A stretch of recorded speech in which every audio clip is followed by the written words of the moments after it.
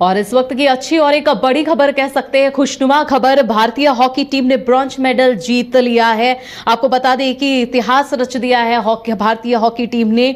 और ऐसे में आपको यह भी बता दें कि भारतीय हॉकी टीम ने शानदार प्रदर्शन करते हुए पेरिस ओलंपिक 2024 में ब्रॉन्ज मेडल अपने नाम कर लिया है।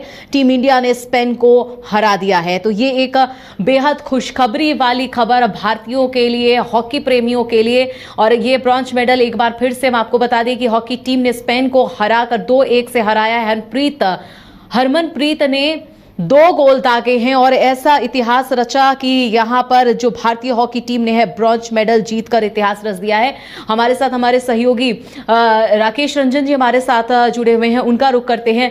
रंजन जी, कल का दिन भले एक निराशाजनक था, लेकिन आज का दिन एक कह सकते हैं शाम होते होते एक भारत के लिए एक बहुत बड़ी खुशखबरी। देखिए जी, ये बहुत बड़ी खुशखबरी है। और आपको बता दूं कि एक समय था कि भारत के लिए ओलंपिक का मतलब हॉकी ही होता था। हॉकी में 8 गोल्ड मेडल भारत ने अब तक जीते हैं, तो इसलिए हॉकी का इंपॉर्टेंस जो है वो भारत के लिए बहुत ज्यादा है। तो इस बार गोल्ड तो नहीं आ सका, लेकिन ब्रॉन्ज मेडल जीतने में भारतीय टीम कामयाब हुई है। देखिए, जब सेमीफाइनल मुकाबला जर्मनी से भारत की हॉकी टीम हार गई थी, उस वक्त मैच के बाद टीम बहुत मायूस थी। तब कप्तान हरमनप्रीत ने एक बात कही थी कि यह बहुत निराशाजनक है, हम यहां गोल्ड जीतने आए थे। लेकिन इसके बाद उन्होंने एक महत्वपूर्ण बात कही थी कि यहां से खाली हाथ जाने से बेहतर है कि हम कांस्य पदक के साथ घर लौटे। और उन्होंने अपने वादे को पूरा किया। भारतीय टीम ने लगातार दूसरी बार कांस्य पदक जीता है। देखिए, जो पिछला ओलंपिक टोक्यो में हुआ था, वहां पर भी भारत ने कांस्य पदक जीता था। तब उन्होंने ब्रॉन्ज मेडल के मैच में जर्मनी को शिकस्त दी थी। और यहां पर जो है उन्होंने स्पेन को पराजित किया है 1 के मुकाबले 2 गोलों से, और ये एक बड़ी जीत है।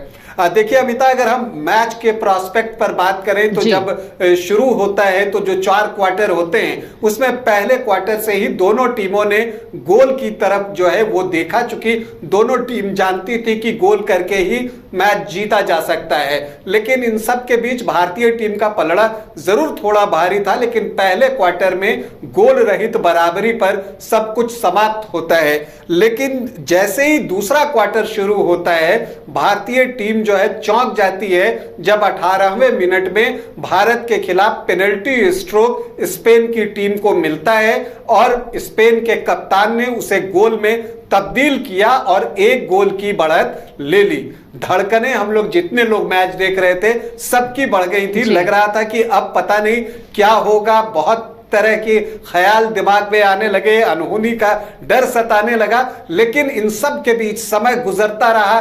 दूसरे क्वार्टर का बिल्कुल आखिरी मोमेंट चल रहा था, डाइंग मोमेंट आप जिसे कहते हैं। 21 सेकंड बचे हुए थे दूसरे क्वार्टर को समाप्त होने में, और तभी भारत को पेनल्टी कॉर्नर मिलता है और भारतीय कप्तान निराश नहीं करते और इक्वलाइजर लेकर आते हैं, बराबरी का गोल दागते हैं। और जब हाफ टाइम होता है तो स्कोर भारत 1 स्पेन 1।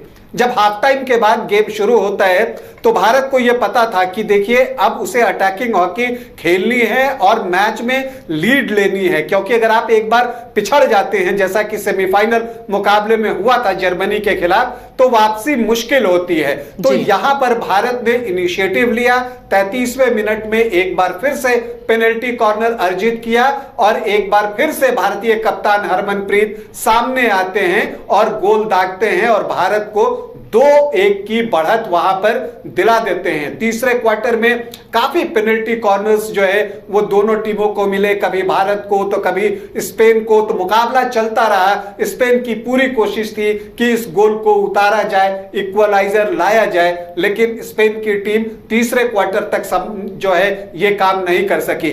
चौथे क्वार्टर में भी स्पेन ने प्रयास जारी रखा, लेकिन भारतीय टीम ने होल्ड किया। हार्दिक को चोट लगी तो एक चिंता हुई, क्योंकि हार्दिक भारत के तेज तर्रार मिडफील्डर हैं, तो एक चिंता जरूर हुई थी। लेकिन बाकी खिलाड़ियों ने संभाला और ऐसा संभाला, लेकिन फिर भी जब आखिरी मोमेंट पहुंचा था तो वहां पर 59वें और 60वें मिनट में स्पेन को पेनल्टी कॉर्नर मिलता है। स्पेन ने एक अतिरिक्त खिलाड़ी फॉरवर्ड में बढ़ा दिया था, गोलकीपर बाहर चले गए थे तो एक अतिरिक्त खिलाड़ी उनके पास अटैक में था, 2 पेनल्टी कॉर्नर अर्जित करते हैं और जो मैच समाप्त हुआ है वो उनके पेनल्टी कॉर्नर शॉट के बाद ही जो है वो समाप्त हुआ। वो ड्रैग फ्लिक लेते हैं, भारत उसे नाकाम करता है और इसके बाद फाइनल हूटर बजता है और सभी खिलाड़ी एक दूसरे से गले लग जाते हैं। एक बहुत ही भावुक कर देने वाला पल, और इसलिए ये भावुक कर देने वाला पल है अमिता, क्योंकि जो भारत के गोलकीपर हैं PR श्रीजेश, उनका ये आखिरी इंटरनेशनल मैच था। वो अब इसके बाद इंटरनेशनल मैच में भारत का प्रतिनिधित्व करते हुए आपको नहीं दिखेंगे और उनके जितनी आप तारीफ कीजिए, ये जो भारत ने ब्रॉन्ज मेडल जीता है उसमें PR श्रीजेश का योगदान बहुत ज्यादा है। ग्रेट ब्रिटेन के मैच में जब क्वार्टर फाइनल में भारतीय टीम 10 खिलाड़ी पर आ गई थी तो उन्होंने न जाने कितने गोल अकेले दम पर बचाया था और उन्होंने तब कहा भी था कि जब अमित रोहिदास को बाहर किया गया तो मैंने अपने आप से कहा कि अब रोहिदास के बदले भी मुझे ही खेलना है, और ये चीज उन्होंने करके दिखाया। इसके अलावा इस ब्रॉन्ज मेडल के लिए पूरी टीम को बधाई, लेकिन हरमनप्रीत की भी तारीफ बनती है। वो गोल मशीन बन गए। पूरे टूर्नामेंट में आप देखेंगे कि हरमनप्रीत जो है हर मैच में आपको गोल करते हुए दिखेंगे, चाहे वो पेनल्टी कॉर्नर पर गोल करे, पेनल्टी स्ट्रोक पर गोल करे, सडन डेथ में, या आप जिसे कहते हैं पेनल्टी शूटआउट में आप देखें, हर वक्त वो गोल करते हुए आपको दिखेंगे। तो उनके कंधों पर गोल करने की जिम्मेदारी रही। बाकी टीम एक टीम के रूप में खेली। जब जीत मिलती है तो ये जरूरत होती है और ये तभी मिलती है जब आप एक टीम के रूप में प्रदर्शन करते हैं, और भारत की हॉकी टीम ने इस ओलंपिक में एक टीम के रूप में प्रदर्शन किया। देखिए, भारतीय टीम ब्रॉन्ज मेडल मिला, बहुत खुशी की बात है, और लेकिन जिस तरह का प्रदर्शन था आप इससे बेटर की भी उम्मीद कर रहे थे। अब जर्मनी के खिलाफ भारत का दिन खराब था, नहीं तो मौके तो वहां भी आए थे, तो भारतीय टीम आज फाइनल खेल सकती थी, लेकिन कोई बात नहीं, कुछ नहीं से कुछ तो अच्छा होता है। जैसा हरमनप्रीत ने कहा कि निराशाजनक है कि हम गोल्ड नहीं जीत पाए, हम गोल्ड जीतने आए थे, लेकिन खाली हाथ जाने से बेहतर है कि आप कांस्य पदक के साथ घर लौटें, और उन्होंने अपने वादे को पूरा किया है। भारतीय टीम को बहुत बहुत बधाई। देखिए, अगर आप ओलंपिक में देखेंगी ना अमिता, तो जो रिकॉर्ड है, जैसा मैंने कहा ना कि 8 गोल्ड मेडल है, इसके अलावा एक सिल्वर मेडल भारत के नाम है, ये चौथा ब्रॉन्ज मेडल है भारत के नाम, तो 13 मेडल आज तक आपको जो ओलंपिक होता है उसमें हॉकी में मिला था। और एक खास बात की 1928 में पहली बार जो है ओलंपिक में गोल्ड आया था। और एक और खास बात आपको बताऊं कि उस टीम के कप्तान जयपाल सिंह थे, झारखंड के जयपाल सिंह उस टीम के कप्तान थे। तो वो यादें हैं, हालांकि वो 1928 में वो फाइनल मुकाबला नहीं खेल पाए थे, कुछ वजहें थी, उनकी चर्चा कभी और करूंगा। तो वो एक जो सुनहरा इतिहास, गौरवशाली इतिहास भारतीय हॉकी का है, उसी को आगे बढ़ाते हुए हरमनप्रीत सिंह और उनकी पूरी टीम ने यह कांस्य पदक जीता है, और back to back bronze medal है भारत के लिए ओलंपिक में। टोक्यो ओलंपिक के बाद अब पेरिस ओलंपिक में भी ब्रॉन्ज मेडल। तो भारतीय हॉकी टीम को ढेरों शुभकामनाएं, बहुत बधाई, और हम उम्मीद करते हैं कि इस ओलंपिक में नहीं हुआ, अगले ओलंपिक में सोना हमारा होगा। बिल्कुल, अगले ओलंपिक में सोना हमारा होगा। और ये एक शानदार प्रदर्शन भारतीय हॉकी टीम की रही, और आपने सही कहा कि जिस तरह से इन टीम की तरफ से कहा गया, भले हम गोल्ड मेडल नहीं जीत सके, लेकिन उससे तो बेहतर है कुछ जीत कर जाएं, और भारतीय हॉकी टीम के पाले में कह सकते हैं उनके खाते में ब्रॉन्ज मेडल आया, और ये पूरे भारतीयों के लिए एक बहुत बड़ी खुशखबरी, एक सुखद खबर है। लेकिन रंजन जी, इस बीच ये भी एक जानना चाहेंगे, कल के पूरे दिन जो हालात थे विनेश फोगाट को लेकर लगातार बन रहे थे कि एक निराशा वाला दिन था, उनके पूरे प्रशंसक हो, तमाम भारतीय हो, वो बहुत निराश थे जो इंसिडेंट कल हुआ, लेकिन उसके बाद से लगातार कह सकते एक पल जो था वो काफी भारी समय कट रहा था। भारतीय लगातार सोच रहे थे कि कब मेडल अपने हाथ में भारत के नाम एक बार फिर से हो, लेकिन जैसे ही भारतीय हॉकी टीम ये मेडल जीतती है उसके बाद पूरे भारतीयों में एक खुशी की लहर देखने को मिल रही है। कल का दिन दबाव भरा था, लेकिन आज काफी हल्का महसूस किया जा रहा है, काफी खुशनुमा कह सकते हैं कि माहौल बन गया है। जी हाँ, बिल्कुल, बहुत खुशनुमा माहौल। और हॉकी में मेडल आए तो मुझे लगता है, जैसा मैंने आपको कहा ना कि ओलंपिक और भारतीय हॉकी एक दूसरे का पर्याय हैं।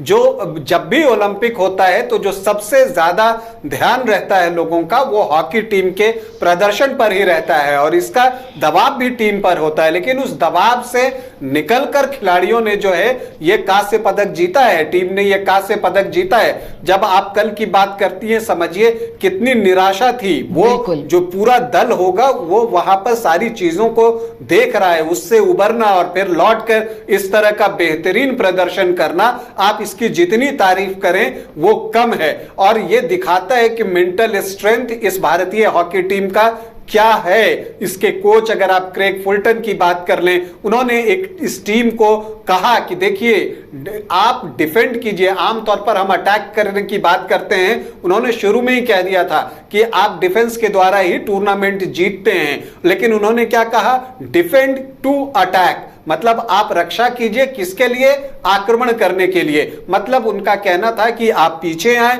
अपोनेंट को ऊपर आने दें और फिर आप काउंटर अटैक बनाएं और उस पर या तो आप पेनल्टी कॉर्नर अर्जित करें या फील्ड गोल करें। ये उनकी नीति रही है, उनकी रणनीति रही है खेलने की।